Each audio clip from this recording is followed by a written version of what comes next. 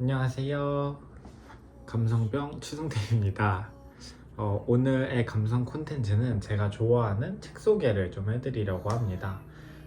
사실 저도 책을 많이 읽는 편은 아니고 좀 편독하는 스타일인데, 그래도 제가 좀 아끼는 책들을 오늘 여러분들께 좀 소개를 해드리려고 합니다. 제가 옛날엔 책 읽는 걸 정말 별로 안 좋아해서 잘 안 읽었었거든요. 근데 고3 2학기 이제 수시 원서 다 제출하고 이제 할 게 없을 때 그냥 맨날 잠만 자고 있었는데, 담임 선생님이 이제 아무것도 안 하고 놀 거면 책이나 읽어라 하고 책을 한 권 주셨었는데, 그때 그 책을 읽고 완전 책에 빠져버려가지고 그 이후로 좀 책을 좀 몇 번 읽었었던 것 같아요. 그때 당시에도 글을 쓰긴 했었거든요. 그냥 그때도 그냥 야자 끝나고 집 가면서 벤치에 앉아서 노래 들으면서 글 쓰고 막 그냥 제가 좋아하는 선생님이 계셔서 그분께 보여드리고 한 적은 있었는데, 지금 읽어보면 그때 그 퀄리티 정말 읽고 싶지 않을 정도로 부끄러운 글들이 있거든요. 그래가지고 좀 그때 책을 읽으면서 책을 많이 읽어야 글도 늘겠구나 라고 생각을 좀 많이 했었던 것 같습니다. 그러면 바로 책 소개를 해드리도록 하겠습니다. 이 책은 방금 말씀드렸던 이제 고3 때 담임 선생님이 추천해주신 책인데, 이거는 근데 그때는 선생님 걸 읽어가지고 제가 최근에 다시 이 책을 샀습니다. 이 책은 이제 이석원 작가님의 언제 들어도 좋은 말이라는 산문집이에요. 이석원 작가님은 보통의 존재로 굉장히 유명하신 작가님이신데, 이 책은 작가님의 사랑 이야기를 보여주는 책인데 다양한 사랑의 사건들이 담겨 있어요. 이걸 유독 좋아하는 이유는 일기장을 훔쳐보는 느낌이어서 되게 재밌더라고요. 사랑이라는 감정을 경험에 녹여서 보여주는데 표현들이 되게 좋아요. 어렵지 않은 말들로 이제 설레기도 하고 가슴 아프기도 한 감정을 전달해 주거든요. 그러니까 이렇게 말하면 작가님이 좀 싫어하실 수도 있는데 굉장히 찌질한 사랑을 하세요. 그 사랑의 경험을 되게 찌질하게 표현을 많이 해주시는데, 그게 보기 싫은 찌질함이 아니라 이제 우리 모두가 어느 순간에 느낄 수 있는 느낌이어서 되게 좋더라고요. 이 책은 이 사랑이란 감정을 어떻게 받아들여야 할지 모르겠는 분이나 누군가에게 마음을 표현하는 법을 알고 싶으신 분들이 읽으면 좋을 것 같아요. 이 책 다음으로 출간한 이제 우리가 보낸 가장 긴 밤이라는 산문집도 되게 좋으니까 그것도 한번 읽어보시길 추천드리도록 하겠습니다. 다음 책은 이제 박상범 작가님의 마음을 이야기할 때 마음이라는 책이에요. 독립 출판을 하시는 작가님이셔서 큰 서점에서는 이 책을 구하기가 좀 힘드실 거예요. 이 책은 제가 되게 좋아하는, 글을 되게 잘 쓰는 선배한테 선물 받았던 책인데, 이걸 읽었을 때가 한창 다양한 연애를 하던 시기였던 것 같아요. 그러니까 누군가를 만나고 이별하는 굉장히 정서적으로 힘들었을 시기였던 것 같아요. 그래서 더 이상 누군가를 만나고 싶지 않다, 이런 힘든 감정을 쓰고 싶지 않다 생각을 했었는데, 이 책을 읽고 다시 사랑을 하기로 좀 마음을 먹었었어요. 그래서 에세이여서 긴 글들이 나오진 않는데 짤막짤막한 글들로 이루어진 책이라 가볍게 읽기는 되게 좋으실 거예요. 책에는 만남, 관계, 사랑, 이별 등 이제 다양한 내용들이 들어가 있는데, 누군가 그냥 지나칠 수 있는 감정을 굉장히 잘 캐치해서 그걸 표현을 해주시거든요. 그래서 제가 좋아하는 문장을 몇 개 읽어드리면, 어느 계절이 시작될 때 그 계절이 시작되었다는 설렘보다 당신과 만들어갈 이 계절이 기대되어 나도 모르게 피식 웃어버린 기분이란.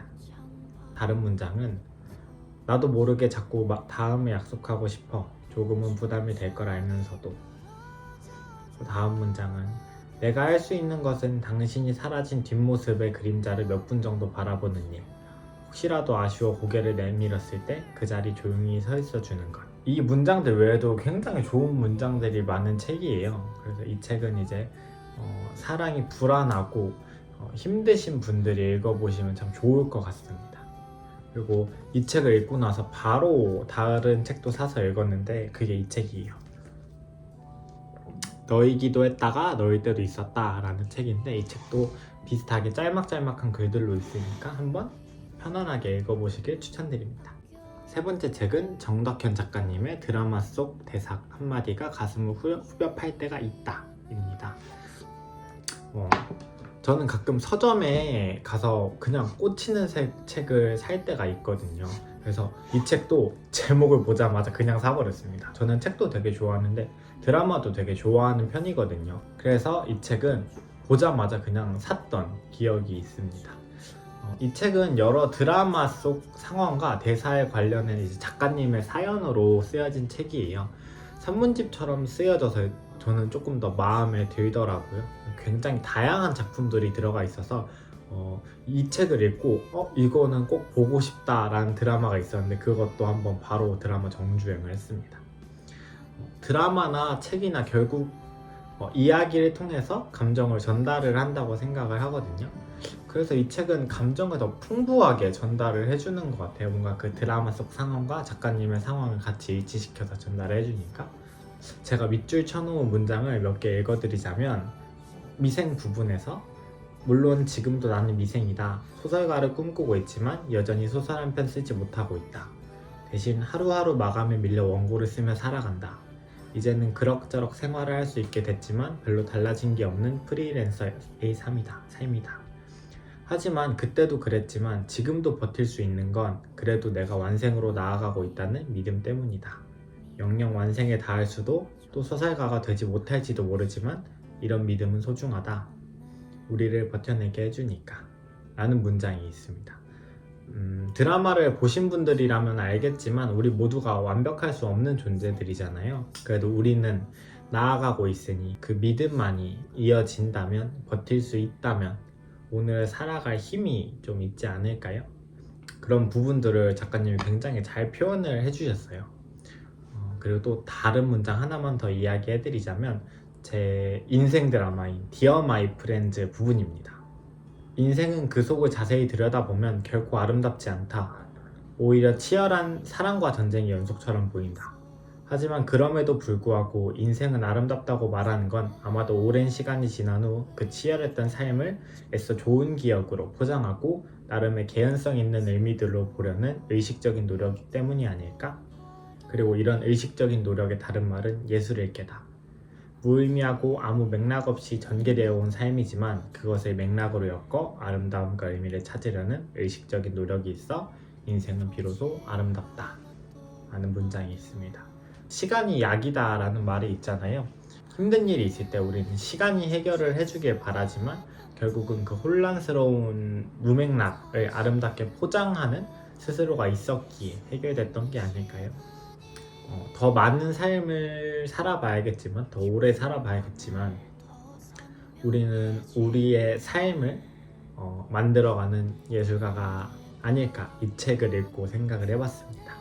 읽으면서 작가님 정말 통찰력이 뛰어난 분이시다. 어떻게 우리는 그냥 드라마를 간단히 보고 그냥 이 드라마 너무 좋다, 이런 문장도 좋다 하겠지만 작가님은 이런 드라마를 보고 자신의 경험과 엮어서 그것을 이제 한 문장으로 적어낼 수 있는 그런 통찰력을 가지신 것 같다는 생각을 많이 했어요. 이 책은 드라마를 좋아하시는 분들이나 아니면 위로를 받고 싶은 분들에게 좀 완전 추천드리는 책입니다. 다음 책은 이제 영화로도 굉장히 유명한 책인데 카타야마 코이치 작가님의 세상의 중심에서 사랑을 외치다 라는 작품입니다. 이 책은 소설이고요. 제가 최근에 소설에 굉장히 꽂혔는데 그 중에서도 좀 또 읽고 싶은 책이어서 여러분들께 소개를 드리려고 합니다. 전에 플레이리스트 영상에서 제가 읽던 책이 바로 이 책이거든요. 이 책은 되게 전형적인 일본 로맨스 소설이에요. 그래서 누군가는 읽으면 비슷한 흐름이라 생각하겠지만 저는 그 일본 로맨스 소설을 굉장히 좋아하는 편이어서 재밌게 읽었었던 것 같습니다. 젊은 두 남녀의 사랑, 불치병의 발생, 그리고 또 죽음으로 인한 이별, 이것만 들어도 이 영상을 넘기실 분들이 있으실 것 같아요. 뭔가 이런 플롯을 별로 안 좋아하시는 분들이 제 주변에 꽤 많거든요. 왜 막 오타쿠스럽다, 너무 일본스럽다 하시겠지만 그럼에도 추천을 드리는 이유는 책 속의 표현과 이별 방식이 독특해서 여러분들께 좀 추천을 드립니다. 여기에 나온 이 사쿠라는 남자와 아키라는 여자아이의 사랑이 굉장히 순수하게 다뤄져요. 어린 남녀가 순수하게 사랑하는 과정과 그 마음 아픈 이별을 겪고 그 감정을 해소하는 과정에서 그걸 보면서 많은 것을 좀 배운 것 같아요. 소설이어서 내용을 많이 말을 해드릴 수는 없겠지만 제가 좀 인상 깊게 읽었던 문장들을 좀 읽어드릴게요. 그 여자아이가 이제 병으로 죽고 떠나보낸 후에 이제 아키와 할아버지가 나눈 대화예요. 좋아하는 사람을 잃는 것은 어째서 괴로운 것일까? 라는 이제 아키의 질문에 할아버지가 그건 이미 그 사람을 좋아하게 되어버렸기 때문이 아닐까? 이별이나 부재 그 자체가 슬픈 것은 아니다. 그 사람에게 준 마음이 이미 있으니까 이별을 괴로워하며 그 모습을 애타게 찾는 거지 라고 답합니다. 저 역시 이 책을 제가 사랑하는 누군가 이별을 하고 힘들어할 때 그냥 읽어야겠다 하고 무작정 꺼내든 책이었어요. 그러니까 한동안 산문집이나 에세이를 많이 읽었는데 굉장히 좀 그 감정을 노골적으로 드러내거든요, 산문집은. 그래서 그 감정이 저에게 너무 벅찬 거예요. 뭔가 그 직접적인 감정이 전달되는 게 저한테 너무 힘들어서 그냥 이기면 소설이나 한번 읽어야겠다 하고 이제 꺼내든 책이었는데, 이별을 하고 이미 커져버린 마음을 줄여버리지도 못한 채 끝을 맺어버려서 제 마음이 좀 길을 잃었었던 것 같아요. 전 제가 사랑하고 있는 그 순간들을 굉장히 사랑하거든요. 그래서 그 모습을 다시 보고 싶은 마음이 저를 굉장히 괴롭게 했구나 라는 것을 이 문장을 읽고 좀 알게 됐던 것 같아요. 사랑과 이별은 굉장히 다양한 형태들이 있잖아요. 비슷해 보여도 그것을 어떻게 해결해 나갈지 저는 요즘 그 소설들을 읽으면서 많이 배워나가는 중입니다. 그래서 이 책은 사랑하는 사람을 떠나보내신 분들, 그리고 일본 로맨스 소설을 좋아하시는 분들께 저는 추천드리는 책입니다. 마지막 책입니다. 이 책은 제가 엄청 아끼고 사랑하는 책인데요. 곁준 작가님의 청춘의 알리바이라는 책입니다. 이 책은 작가님께 직접 선물 받았던 책이에요. 받고 나서 제목을 보고 그냥 머리를 한 대 맞은 듯이 좀 띵 했던 작품이에요. 그러니까 받고 이런 표현을, 청춘의 알리바이라는 이런 표현은 어떻게 나오는 거죠? 라고 되물어봤던 그런 기억이 있거든요.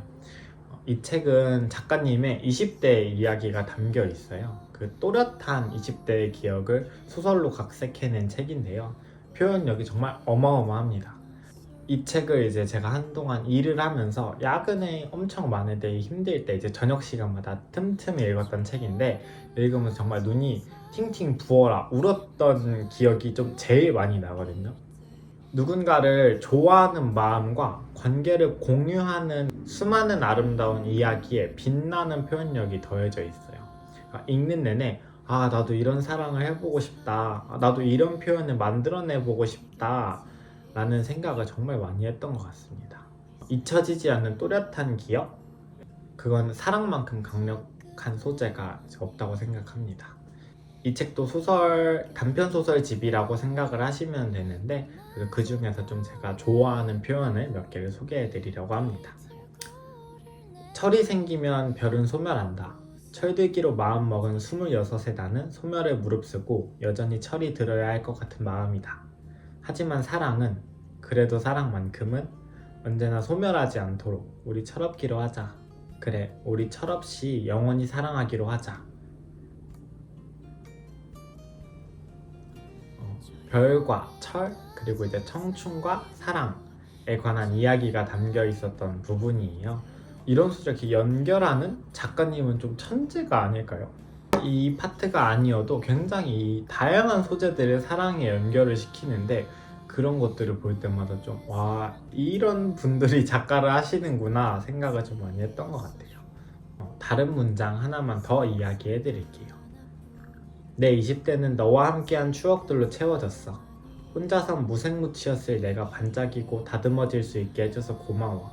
시간이 지나 그때를 떠올릴 때 내가 거기 있었던 증거는 아마도 너에 관한 기억일 거야.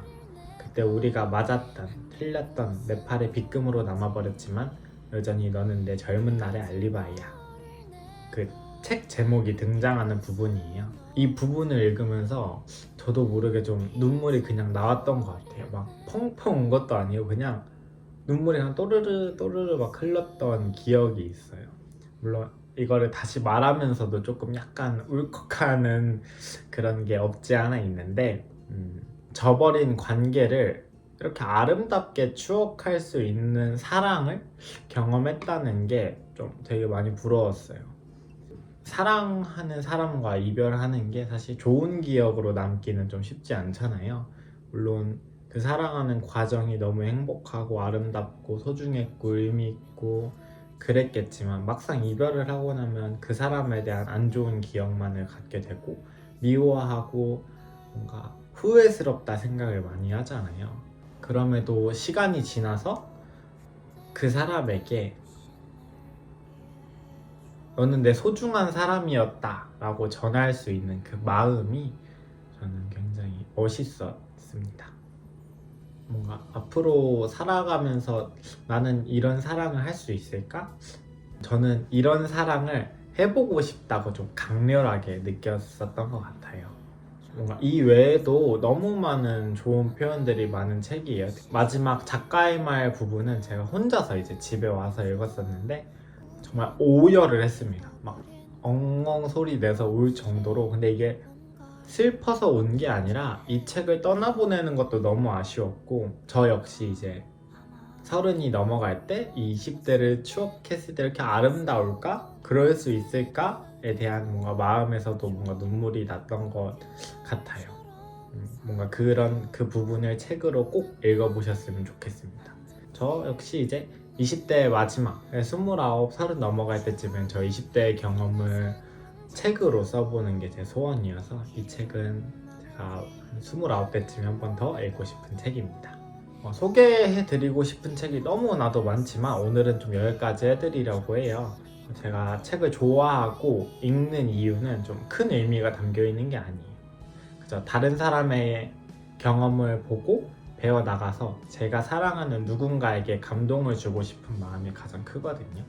이제 친구들에게 항상 말하는 건데 저는 사랑 없이는 못 사는 사람이거든요. 그리고 사랑의 힘을 믿기도 하고요. 요즘에 이제 목표를 향해 나아가고 하루하루 정신없이 살아가는 것에 이제 지쳐서 사랑이랑 감정을 배제하시는 분들이 되게 많은 것 같아요. 그래서 너무 속상한데 감정 소모까지 할 힘이 없다는 것도 너무 이해가 되는 부분이기도 해요. 그럼에도 여러분이 이 청춘이 아름다운 시절이 조금 더 빛났으면 하는 바람입니다. 오늘 영상 봐주셔서 너무 감사하고 댓글로 서로 이야기 많이 해봤으면 좋겠습니다. 그럼 안녕.